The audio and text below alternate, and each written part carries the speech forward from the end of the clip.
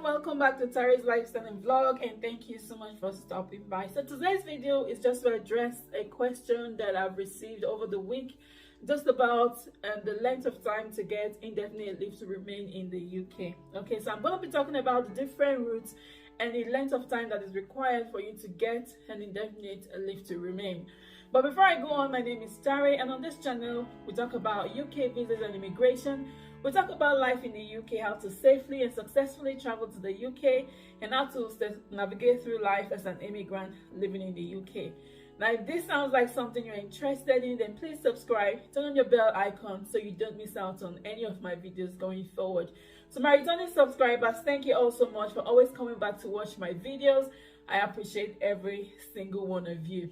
Okay, so recently I heard from one of my friends that the UK government has reduced the number of years required to get indefinite leave to remain to 3 years. Okay, and that actually got me thinking, considering the fact that a number of strict measures has been introduced and announced by the UK government to kind of stop people from coming to the UK. And I'm thinking, would the UK government actually reduce the number of years required to get indefinite leave to remain when they're putting all those measures in place? And I thought, you know what, I'll do some research just in case something has been announced and I wasn't aware of it. Okay, but as far as I'm aware from my research and everything, no new change has been announced concerning the length of time that is required for you to have been in the UK before you get an indefinite leave to remain. Okay, the indefinite leave to remain is like a permanent residence in the UK, so it's the step before you get to your British citizenship. So once you've gotten your indefinite leave to remain, 12 months later you can apply for your British citizenship. So indefinite leave to remain is permanent residency, so to say.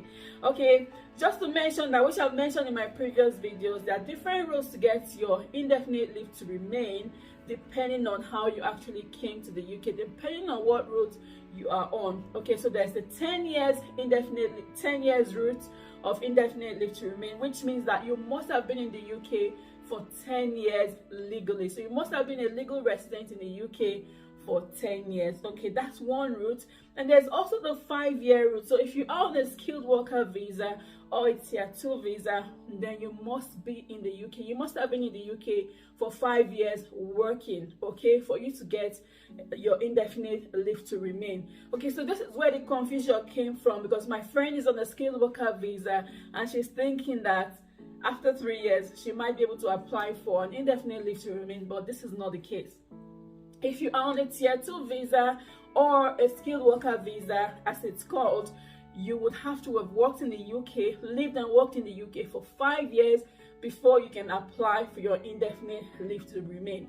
Okay, if you are on a tier 1 visa, okay, if you're on a tier 1 visa, the guideline says you could apply for your indefinite leave to remain after 2 or 3 years. So you must have been in the UK for 2 or 3 years before you apply for your indefinite leave to remain. So tier 1 visa is simply an exceptional talent visa, which I've talked about in my previous video. Exceptional talent visa, and this is for world leaders or emerging world leaders in science and medicine. So you must be exceptional. So you need to prove that you're an exceptional person, you've got exceptional talent to be able to get the exceptional talent visa. Okay, so if you have that kind of visa, then once you've stayed in the UK for 2 years or 3 years, you can then apply for your indefinite leave to remain. The guideline also says that if you are on an innovation founded visa or a global talent visa, you can apply for your indefinite leave to remain after 3 years. So you can apply after 3 years, after 2 years, after 5 years, or after 10 years, depending on the route that you are on. Okay, so it's not a complete no, it's not possible in 3 years. So it is possible in 3 years if you are on an exceptional talent visa. Okay, however, if you're on a skilled worker visa, which many people will be on, then you'll have to wait 5 years before you apply for your indefinite leave to remain. So don't let anyone fool you, don't let anyone deceive you. There's been no change.